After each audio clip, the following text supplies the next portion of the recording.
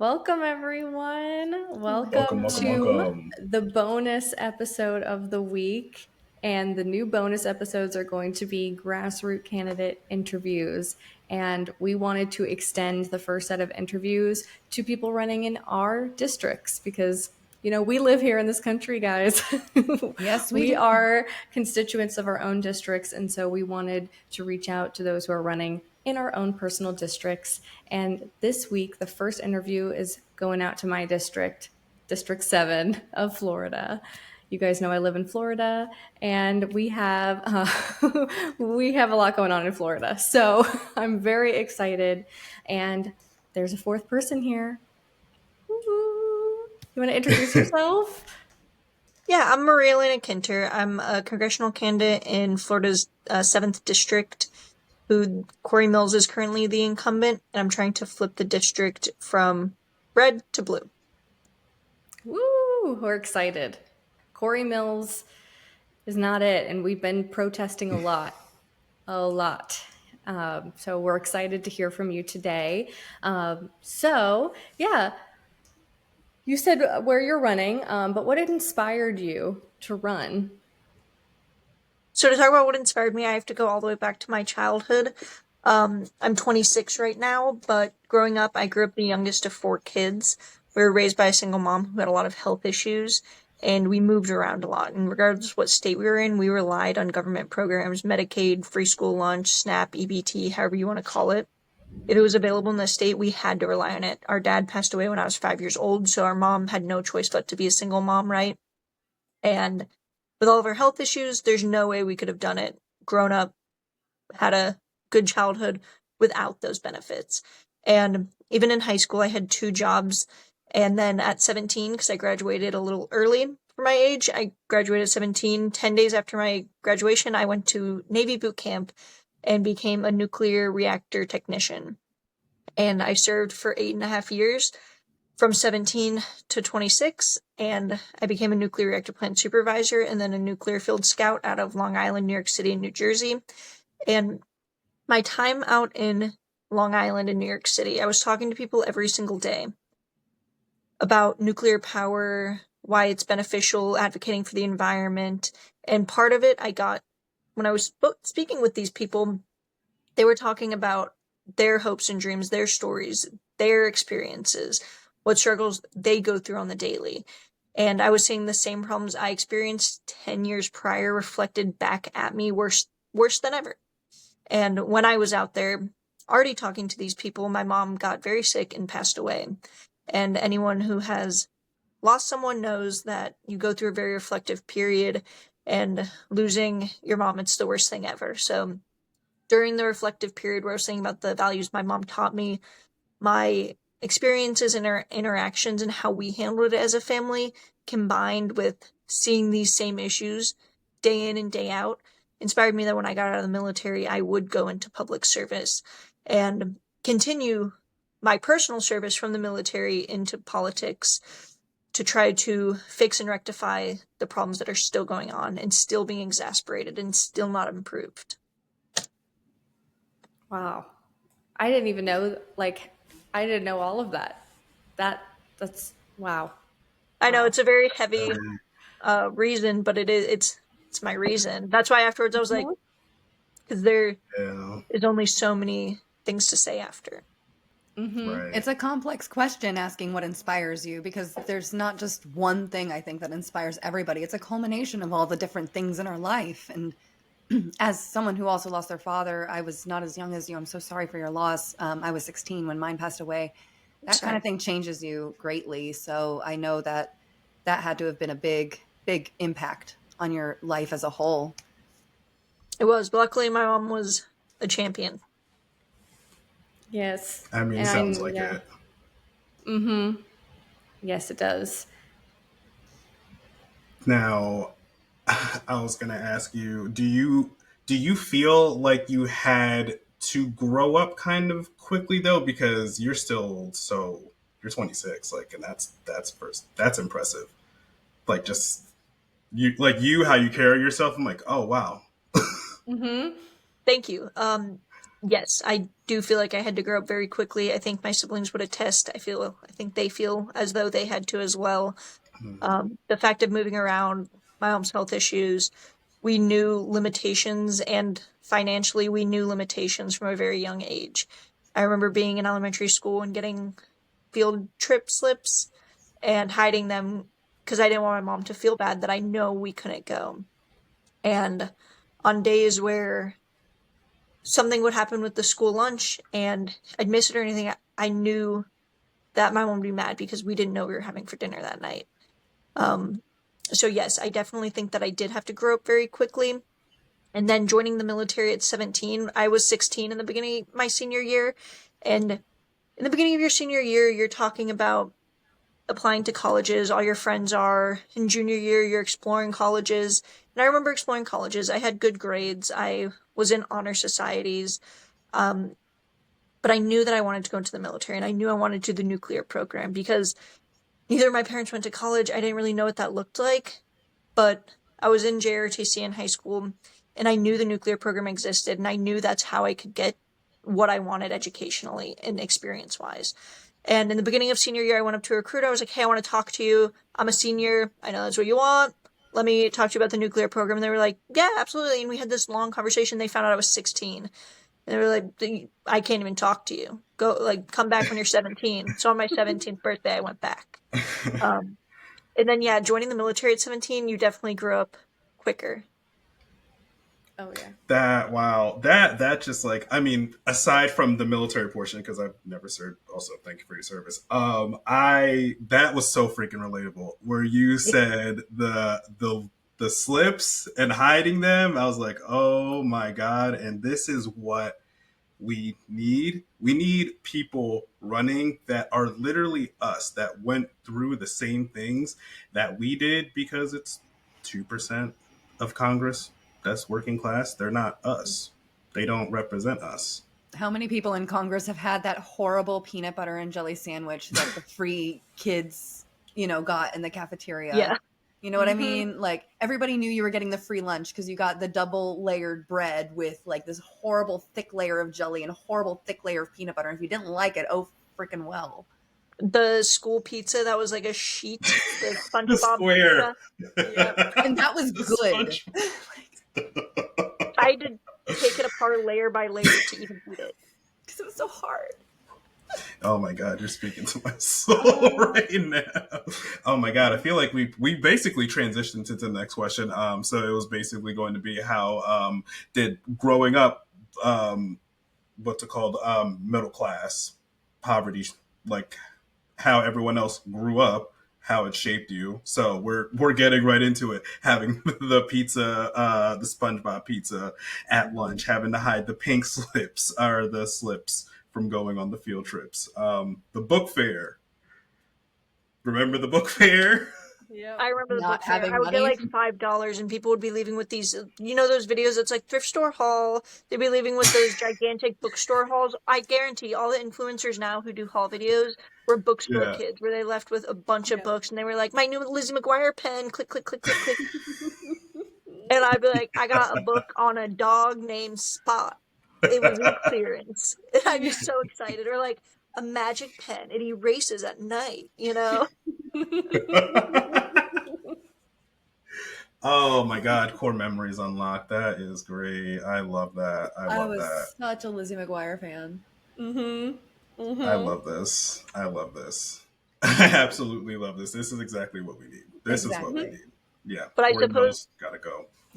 I don't know if I actually answered your question or anything. I think it definitely, how you grow up impacts how you view the rest of the Mm-hmm. world for your early adolescence, because you might not know policy, and let me rephrase that. I didn't know policy when I was 5. Yeah. I didn't know policy when I was 10, 12 years old. But you know when you don't have money, and you know when you can't do the things that other people are doing, and you know what the base level of inequality and being left behind feels like. Even though you don't know the political aspect, it frames how you see the world around you at such a young age. You don't know the reason why, and you don't know what's causing it, but you know it's there, and you feel the injustice of it. Exactly. From a social standpoint.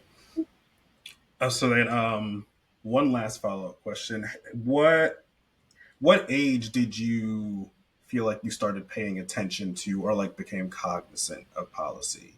Like, oh, like this is a political thing. Like, this is why I'm feeling these pain points.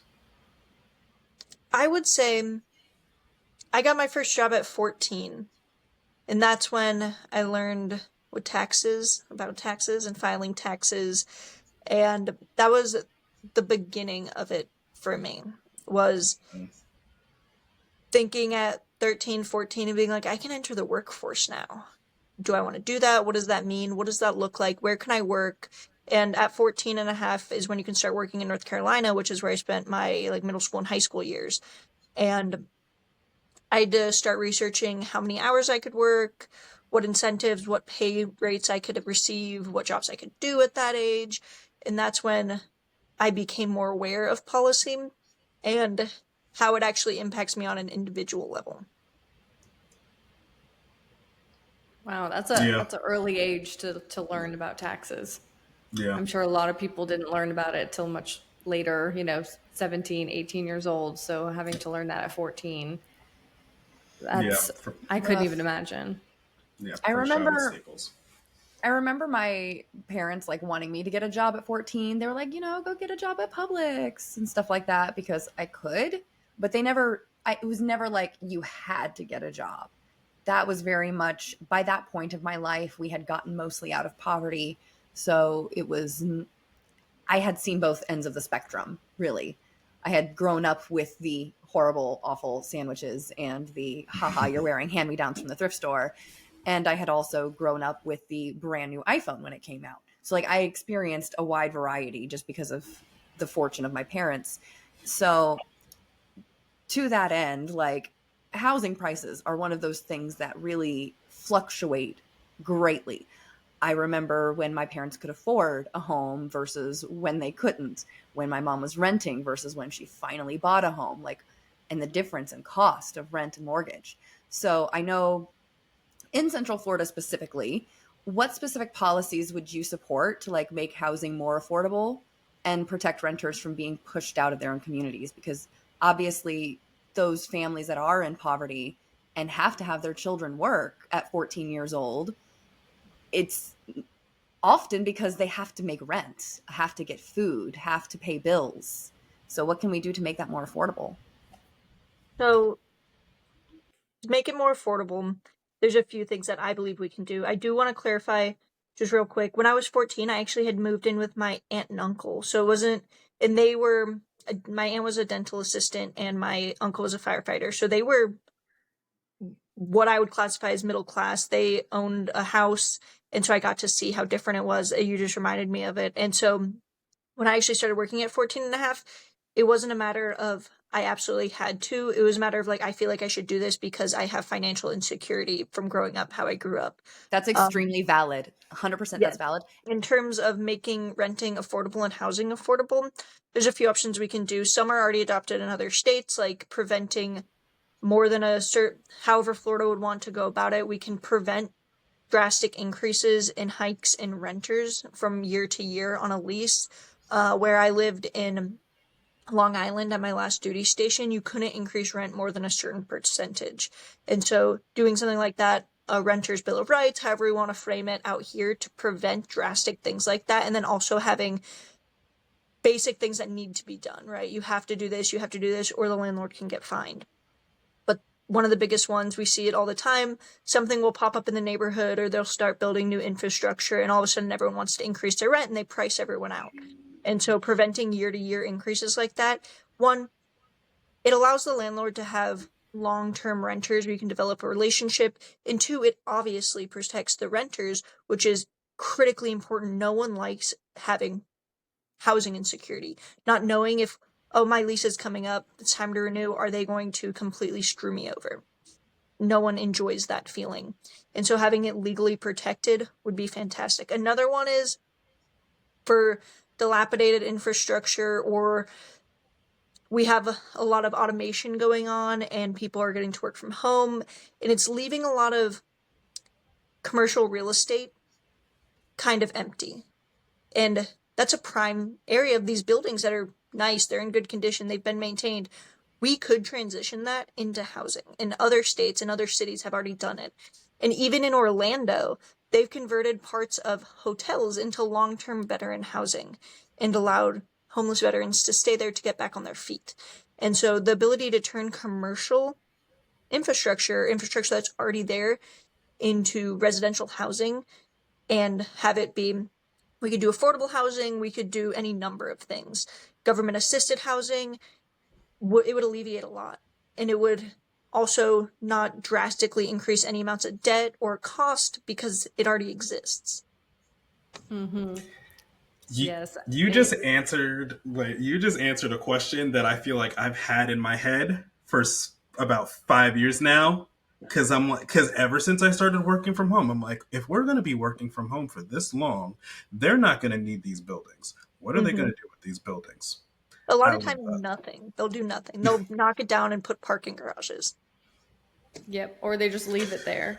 They just leave it there for you to look at. And we know, like, from somebody who's in District 7, the past 5-10 years, you're seeing a lot of people pouring into District 7 from Orlando. A lot of people cannot afford to live in Orlando or the outskirts. We call it the winters, the winter parks, the winter gardens, the winter springs.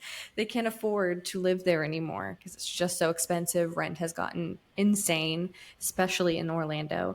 And so we're seeing a lot of people have to go outside of that boundary. And so we're seeing a lot of people, including myself and my husband, we used to live in Orlando, move to District 7 because it's more affordable as of right now. But everybody has the same idea. We weren't the only ones thinking that. So there has been an influx, and we're seeing it because all around me is apartment buildings going up left and right, and they're all filled right away. And we're watching, oh, okay, so this is going to be good for a couple years, and then we're going to watch the same thing that's happening in Orlando start to happen in this district because so many people flood in, and then we're going to price gouge them. So that is something I know is going to be a big concern, especially in this district. And it's a concern that Corey Mills seems to forget about.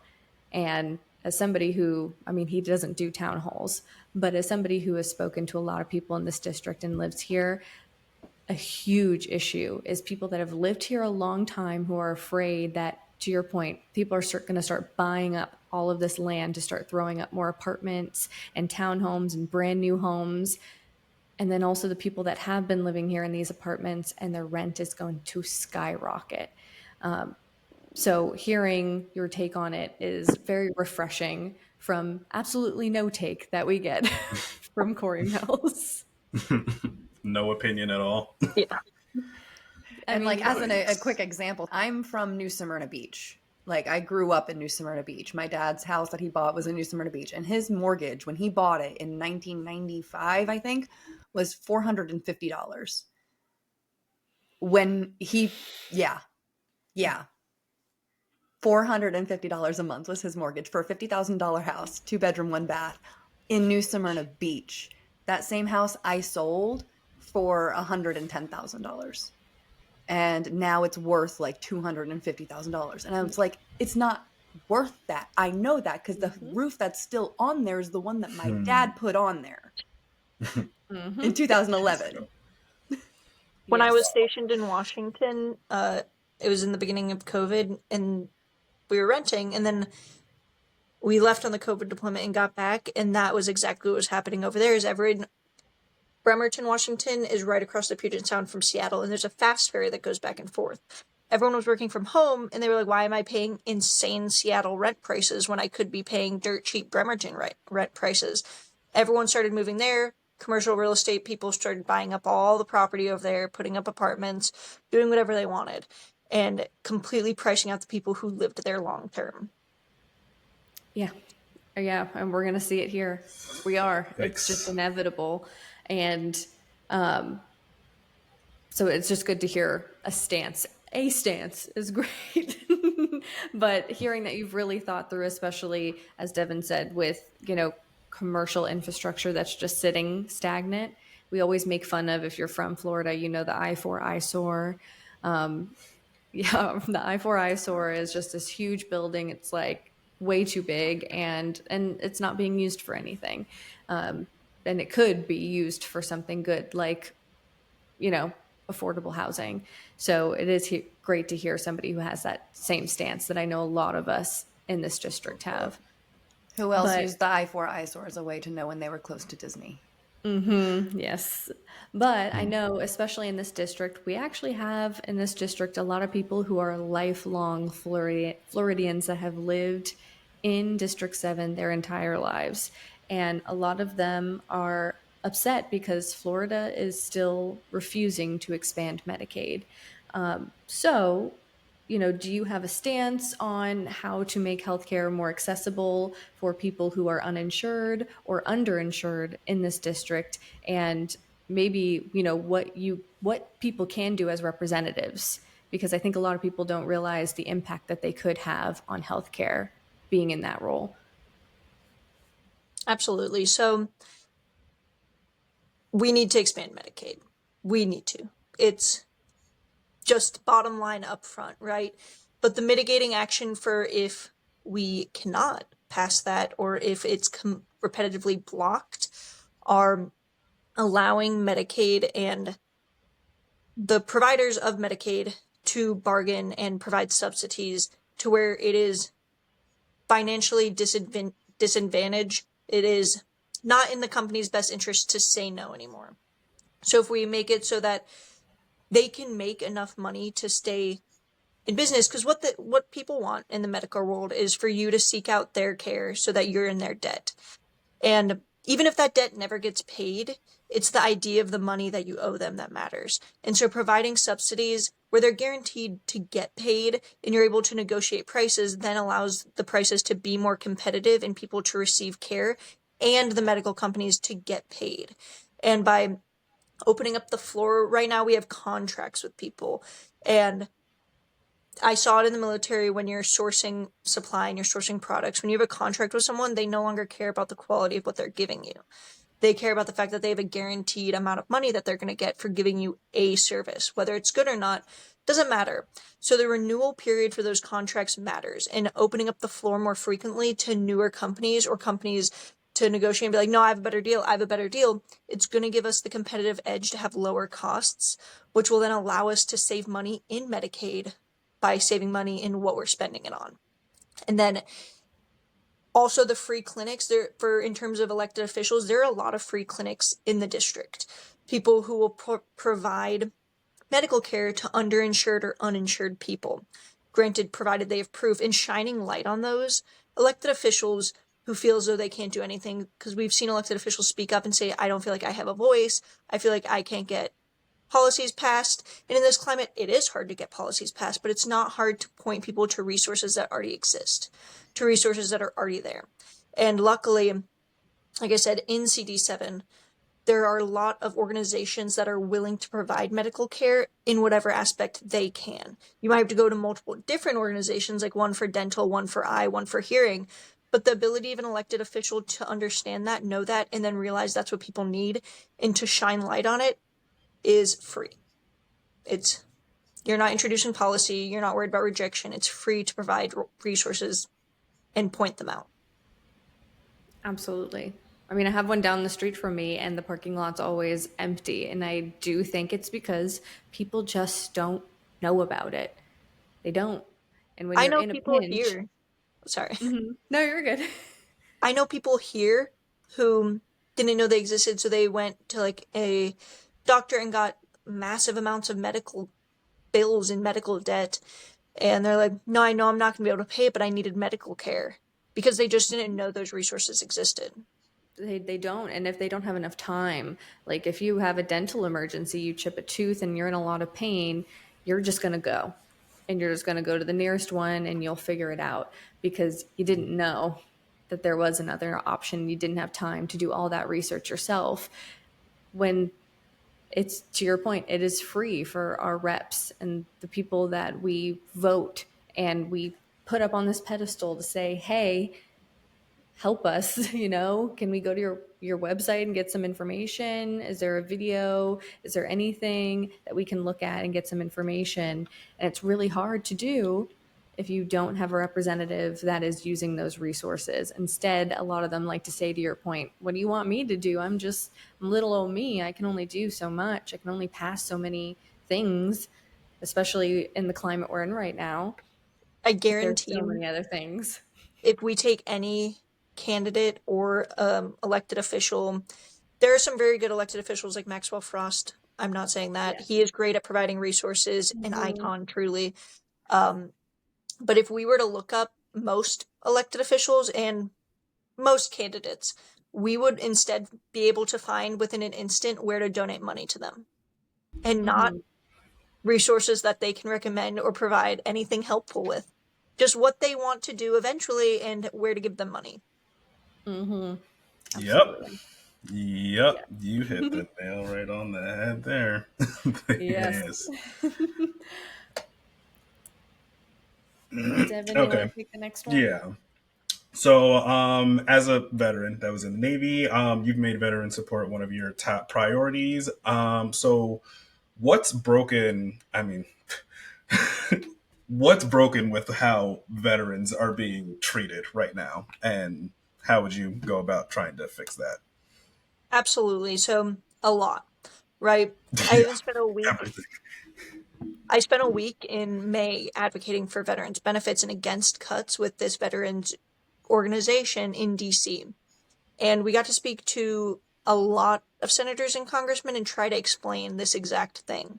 Because what's broken? The access. People can't receive timely access to care they need. And then when they can, it's super limited. And now they're proposing cuts and they want to cut even more. It took like a decade to get veterans benefits expanded to what they currently are. And now they want to go back to the pre 2019 levels where people couldn't get care for a year. People were taking their own lives in the parking lots of VAs because they felt so defeated in the promise that their nation made to them was so broken that they felt that was their best option. And so now, even with the expansions, the care that they receive is, when it is good, it still takes a very long time to get it. There are veterans that I've spoken to in District 7 that 6 months waiting period. They have to jump through tons of hoops to get mental health care, to get specialized health care, and then baseline 6 month waiting to get general health care. So if you're sick or if you need to talk to someone because you're having suicidal ideations or something, and then being told to wait 6 months is a defeating realization and almost a insurmountable obstacle if you've gone through all this trouble and all the bureaucratic process to get your name in the system to begin with. Mm-hmm. So a lot is broken. A solution would be fully funding and fully staffing the VA health centers. They recently, with all the Doge cuts, reduced the amount of staffing and said, no, it won't affect wait times. We're not getting rid of the doctors. We're getting rid of all the administrative people, which in turn increases wait times, prevents people from doing things. They reduce the nursing. And then doctors leave because they want job security. They're doctors. They can have it. They can have it wherever.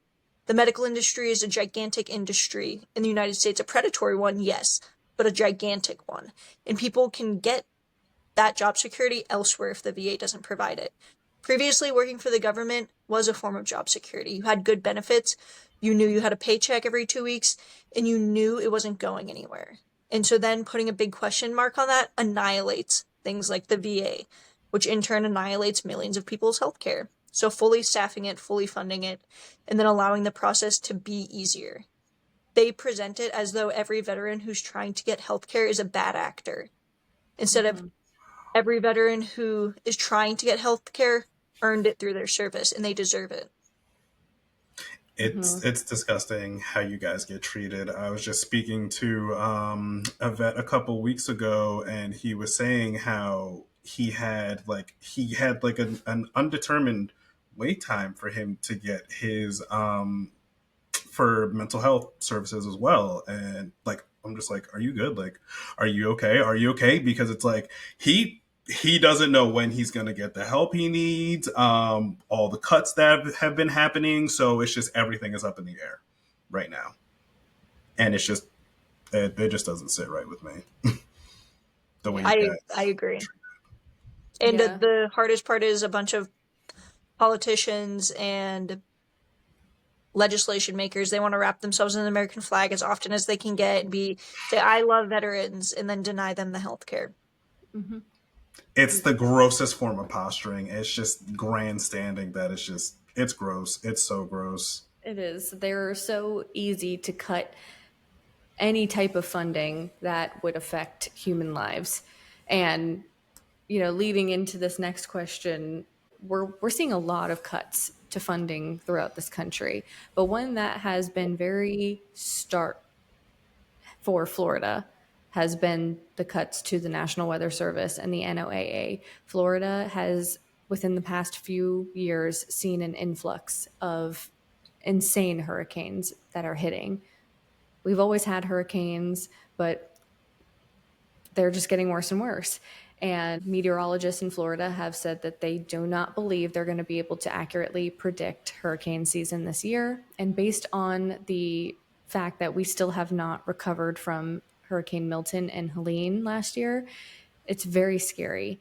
Now, I know District 7 is more inland, and so we aren't typically a direct hit for hurricanes, but the bands are, the flash flooding that we get, especially with St. John's River, it can be pretty devastating to communities. Last year, we had a lot of devastation, especially around my area with flooding.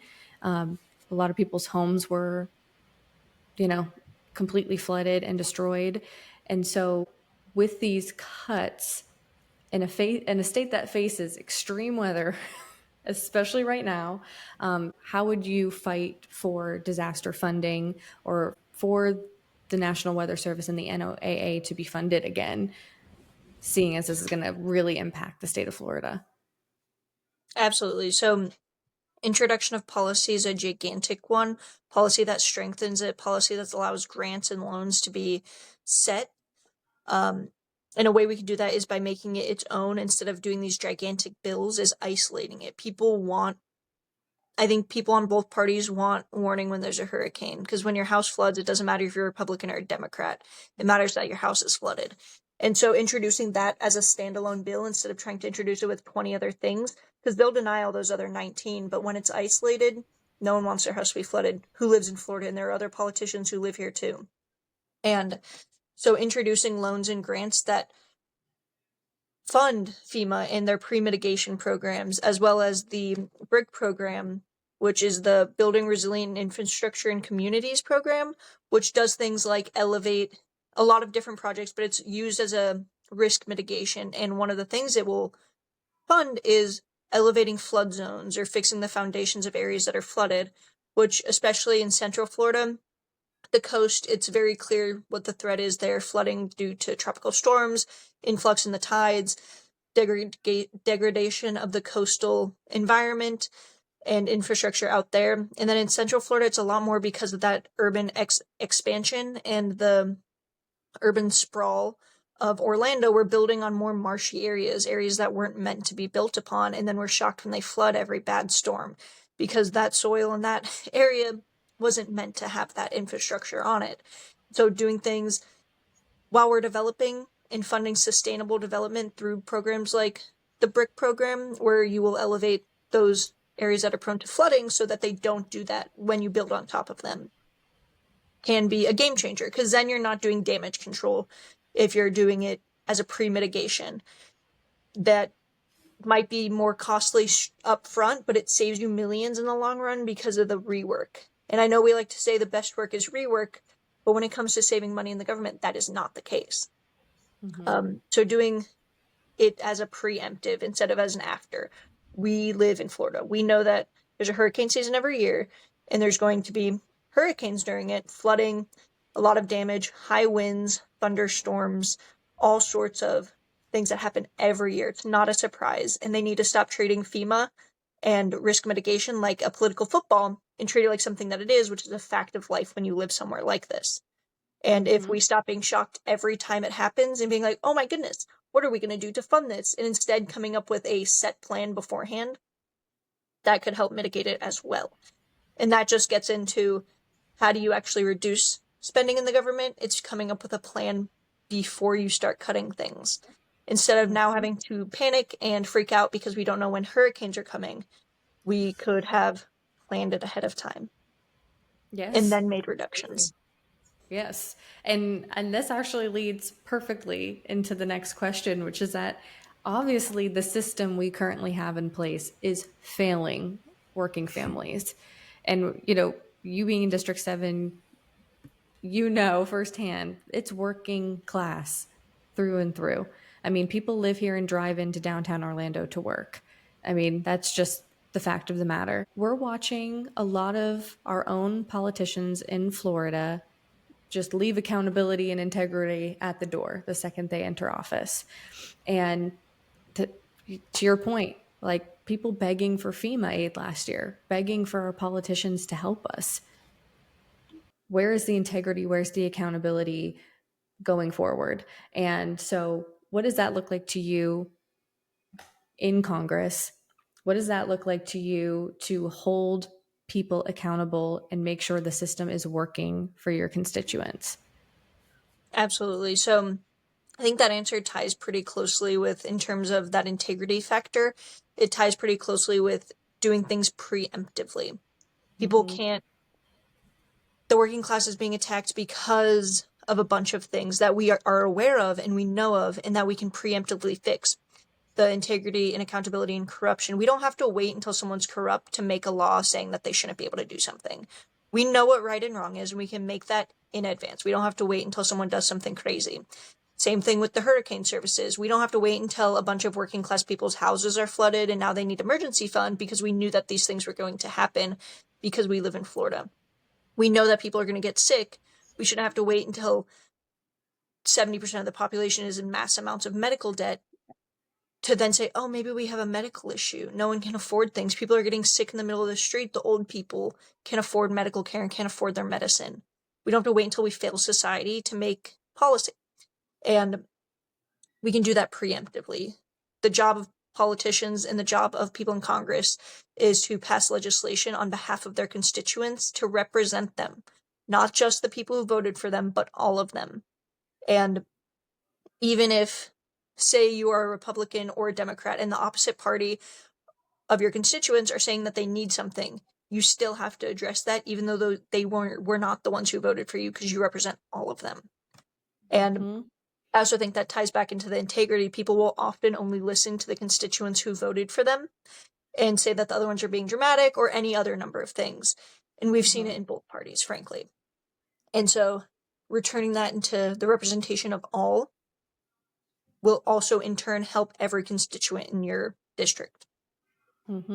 Yeah, just knowing your constituents, knowing, to your point, being on the front lines and being in front of the line and saying, I know them and this is what they're telling me, and I know my district well enough to know that flooding from any hurricane, no matter where if it hits us directly or not, the flooding is going to be too much for my district to handle, and I'm not going to wait for it to happen to say something. We need to get this done now because it affects everyone. To your point, it doesn't matter if you're red, blue, doesn't matter.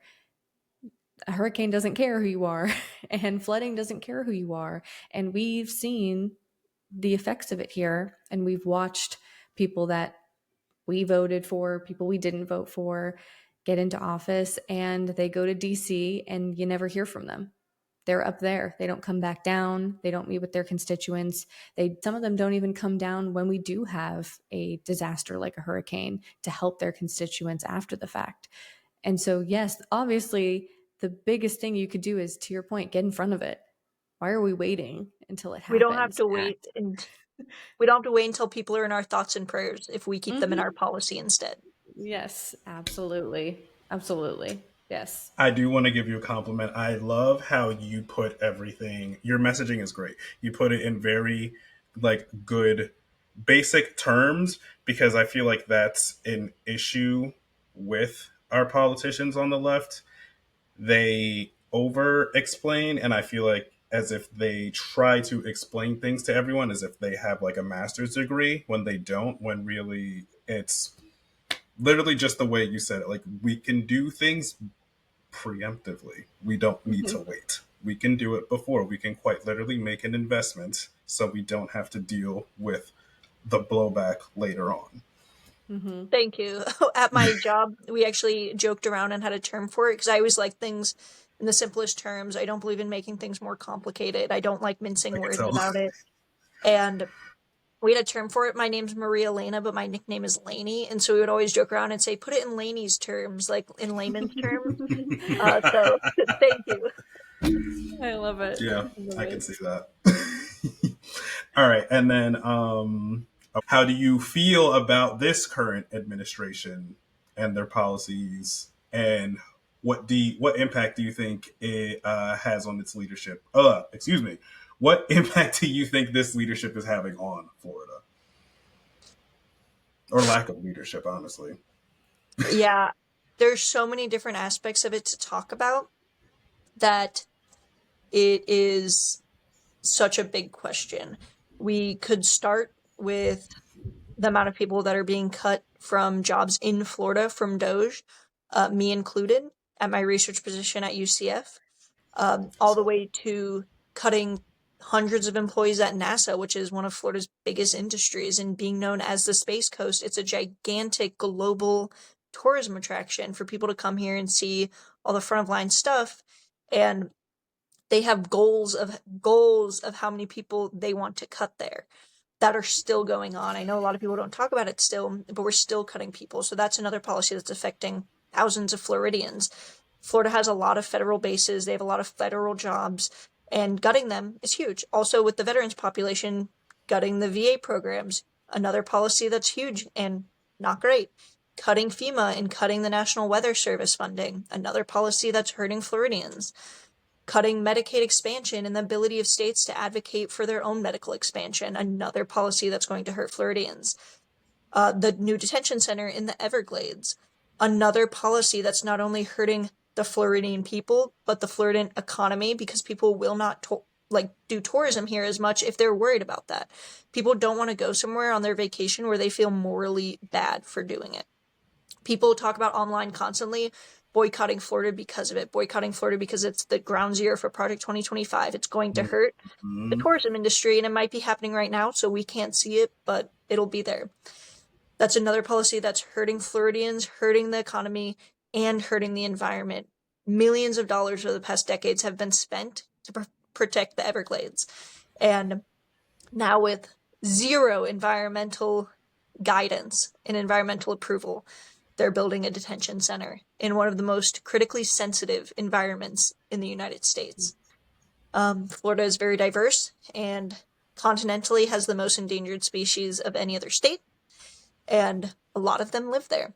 There's a lot of biodiversity there, so putting thousands of people there is going to, in some way, produce waste, produce pollution, produce water runoff, and since they might be installing incinerators to get rid of trash there, it's going to produce pollution. As many things as you want to say, I know one thing about incinerators, and it's they produce airborne pollution.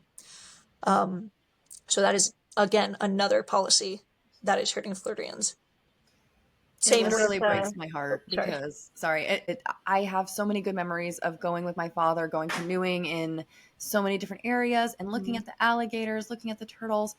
And all of those memories now feel tainted because of what's happening. And it's like, that breaks my heart. But at the same time, I have to also support, let's not go and do all that. Let's not go to a state where they're literally doing that.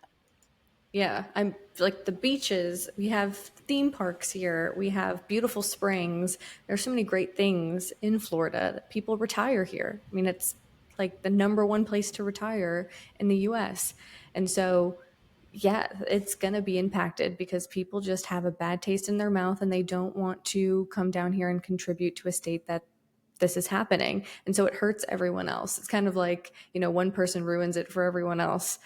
that's what's happening here. Is this administration has ruined Florida for everyone else, and it's really sad. But we do know that Florida leans red, and it has leaned red, and the 7th district leans red. It's not a huge lean. I think it was +5 this past election for red. But you said earlier when we first came on that you want to flip it. You want to flip it blue. And I think it has the potential to do so. And do you think in the next election cycle that we could flip District 7 blue? I do. I absolutely do, especially with the amount of NPAs in District 7. That's going to be the biggest determining factor in being able to bridge the divide between the NPAs to some of the left-leaning Republicans, because not all Republicans are crazy lunatics, right? We can all agree. The same way that not all Democrats are crazy lunatics. They're going to get accused. Both parties are going to accuse the other ones of being like that, but I would say the majority of each party are moderate, normal people, right? And so being able to bridge that divide and bridge the NPA divide especially is going to be incredibly useful and probably the most vital part of flipping the district. And pinpointing the issues, like the issues we've talked about, that aren't partisan. The environment is not partisan. Protecting groundwater, preventing flooding, building sustainable infrastructure so we don't have to do a bunch of rework and people's belongings don't get destroyed. Those aren't partisan issues. And so being able to pinpoint those and not say, you're the problem, you're this, you're that, but hey, these are the things we need to get fixed. And if we're going to fix them, we have to get someone elected who's going to. Do you want your house to get flooded? No, me neither. That sort of thing. I absolutely believe it's possible, but we're going to have to focus on things beyond our political identity. And we've been seeing it since 2001 that political identification and the divide morally is just getting bigger and bigger and bigger since then. And so we're at the point where we need to be able to start closing that and vote for our morals and vote for our ideals instead of just closing ourselves off to our party on the paper. Voting for our morals, that's like the biggest thing, definitely. And politics in Florida is so hard with that because people tend to separate their morals from their politics. They tend to think they're two different things, and they'll be like, oh, well, we should still be able to be friends regardless of politics. And it's like, I don't really think no politics over here. It's like, no, politics is politics. Like, these things go hand in hand. And it can feel really out of reach to a lot of different people. Do you think it's like, what do you say to someone who feels like voting or getting involved doesn't make a difference? It absolutely does. That's the point of our government and having a bipartisan government, is that people from all opinions, all parties, all groups can have that voice and have that ability to participate in the government. And historically, we know that that necessarily isn't always an equal participation. There are groups who participate more and groups that might be disadvantaged and inspired to participate less or convinced to participate less. And keeping it that way by not doing things like voter suppression and making it administratively more difficult are going to be imperative in convincing people that their democracy is real and their democracy matters and their voice matters. And so in response to that, voting does matter. Being politically active does matter. And we need to keep doing it or else we will lose the ability to. I think that's the biggest convincing factor. Is if you want it, we got to do it. Yes. To people that say it doesn't matter, I say, then why did they try to pass the SAVE Act? It's simple. Yeah. But let's hit the not as heavy section. Not heavy. So if you were to be running for president, who would your dream VP be, alive or dead? I talk about this guy all the time. I like him. He was in my formative years of when I first started getting like politically active. In middle school, I had to read a Theodore Roosevelt book, The Rise and Fall of Theodore Roosevelt, this gigantic biography on him. And I've read so many books on him after that just because I loved him. He's such a goofy guy, very strong-willed, very opinionated, doesn't really mince words. I like to try to identify with him, which is obviously a hope and a dream, and maybe one day. But especially teenage me, I was like, you can be anything you want to be. Theodore Roosevelt said so. And then who didn't love him in the night at the museum, right? What an icon. Hmm. Mhm. But definitely Teddy Roosevelt. Especially also, I feel like this is more relevant than ever. He always believed that when people were in crisis, we needed to adamantly defend people from corporations and destroy corporate interest in order for people to succeed. But Yeah, I love I love Teddy that. Roosevelt. absolutely. That's a I great feel like one. that's so relevant right now It because is. I think people are having their eyes opened to that as of late, that the corporations don't have your best interest at heart. I know, big shock. So we're seeing that in real time. So that's actually solid that He Theo Roosevelt also lines up with that. he was also a huge conservationist, right? And he loved nature and is part of the reason why we have so many national parks and protected highways. And I'm a huge outdoorsman, and so I feel like me and him really could have bonded over that. Or I will tell myself we could Absolutely. have. I think he would have definitely been your VP. I think he would have Yeah. taken it. It seems like you guys are Yeah. aligned on a lot of policy, and especially, yeah, in Florida. I mean, conservation is huge in Florida. We have springs, we have the Everglades, we also have forests here, and I do believe that you guys would align on a lot of things, and that would be a great ticket. That would be a great ticket to vote. And for everyone here in Florida who is watching, even if they're not in your district, we always want to hear some reasons that our candidates like living in Florida, because right now it's really heavy. When you talk about Florida, there's a lot of bad things tied to Florida. And it has been like that for, I would say, the past 5, 10 years. And so, you being a candidate to represent the people of Florida, what are some of your favorite parts about living in Florida and the people here? So I would definitely say the outdoors, right? There's so many different types of environments here. I drive 5 minutes down the road to the nature preserve, and I can see 40 different types of birds, three gopher tortoises, a bunch of amphibians, different frogs, lizards, alligators, a bunch of different stuff just 5 minutes from my house. I'll go out in my backyard and there'll be gigantic birds there that just Mm-hmm. landed in my backyard. So that in and of itself is a fantastic. I don't think the novelty will ever wear off. I love watching animals. I have the bird watching app on my phone, right, for when I'm on a walk. I Nice. also have nephews and they love it. So it gives us something to bond over. The weather is beautiful. I think I have joint issues personally. I know I'm 26, but from being in the military, I have a shoulder and hip joint issues. And the lack of fluctuation in weather in the warm climate is actually fantastic, especially having been in Washington, having been in New York, upstate New York, Long Island. Um, they get hard. That's why so many people retire here because the weather is so nice and it's so easy if you already have like skeletal issues. Um, Yes. and then something I told my friend who's in the Navy still, we actually spoke today about this. He was asking, he's getting out, he was asking if he should move to Florida, what does he think? And him and I do not align politically at all. But, and that's why he was asking.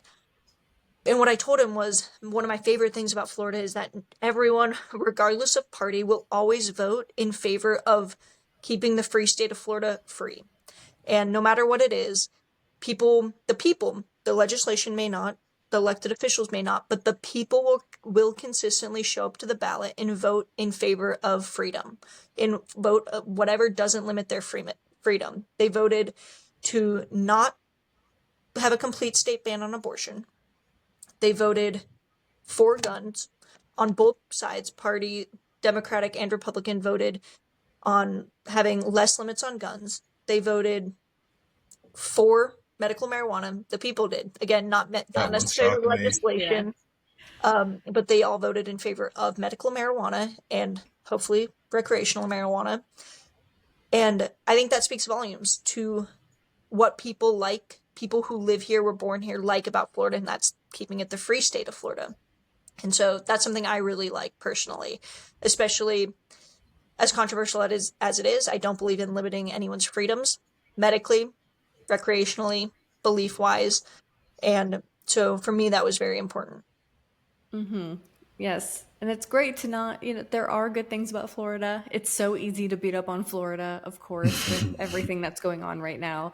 And so I wanted to make it a question on here to ask, what are some things you love about it? Because it is a gorgeous, beautiful state. I have lived here for the past 6, 7 years, and I grew up in Massachusetts. So yeah, coming down here, my skin, my hair, my life, it's never been better since coming here. So it's amazing and refreshing to hear from candidates like you that want to just bring Yes. Florida back to what it was. And I know for me, you have my 1000% support. You always have. And we've actually met. We did meet food drive. So, I'm 100,000% backing you. And we just can't wait to see all the great things that we know you're going to do here in Florida and hopefully beyond. Thank you. Yep. I want to put in a shameless plug if I can. Of Go for it. course. For the month of July, the entire month, I'm running a clothing drive because you had said we mentioned that we met at the food drive that I did last Yeah. month. Thank you for coming to that, by the way. For the Of entire course. month of July, we're doing a clothing drive, and all the items will be donated to nonprofits who clothe people for free. Not nonprofits who sell things, because I don't want them to go to resellers if people are donating things, but there are nonprofits who donate clothing to people in need for free. And so all the clothes that we collect throughout the entire month will go to those nonprofits.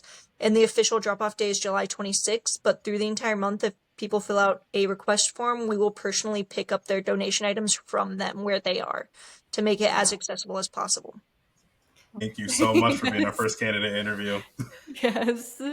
Thank you. I had a blast. Thank you guys for inviting me. Of Absolutely. course.